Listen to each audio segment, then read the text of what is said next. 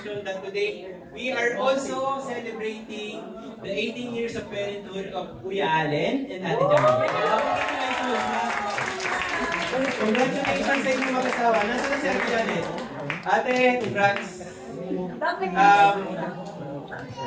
I'm really happy to be here, and it's such an honor to be in front of you to say a few words about my very beautiful niece, Aliyah. And I do have a prepared statement prepared by my lawyers. Okay, simulan na natin. Ladies and gentlemen, it is with immense joy and a heart full of pride that I stand before you today to speak about a very special young woman. My niece, as she steps gracefully into a new chapter of her life. Today, we celebrate not just her debut into society, but the journey that has shaped her into the remarkable individual that she is. From the moment she entered our lives, she has been a beacon of light and joy. Her infectious laughter could light up the darkest rooms, and her curiosity about the world around her knew no bounds.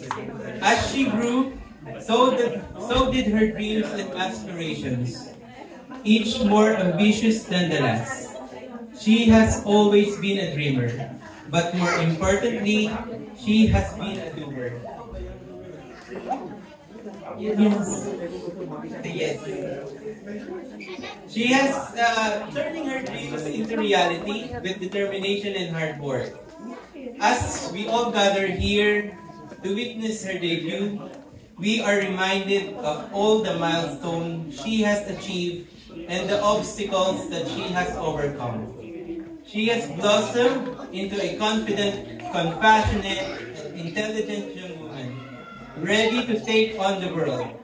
Her passion for life, her unwavering kindness, and her relentless pursuit of excellence are qualities that inspires me, and of course, sana nai-inspire din kayo sa kanya. Tonight, as she takes her first steps into adulthood, let us raise, may glasses pa kayo? Let's raise our glasses if you do have. To her future, Anthony glasses. A future that I am certain will be as bright and beautiful as she is. May this celebration be a reflection of the love and support that surrounds her. And may it serve as a stepping stone to a life filled with happiness, success, and fulfillment. To my dear Aliyah, as you embark on this exciting journey, remember that you are never alone. You carry with you the love and blessings of every person in this room.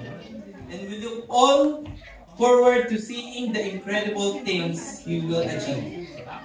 Congratulations, my dear. I love you. If you need anything, let me know. I got your back, okay?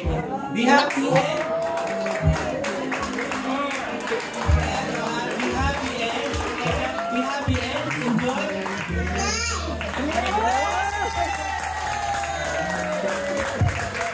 Enjoy life!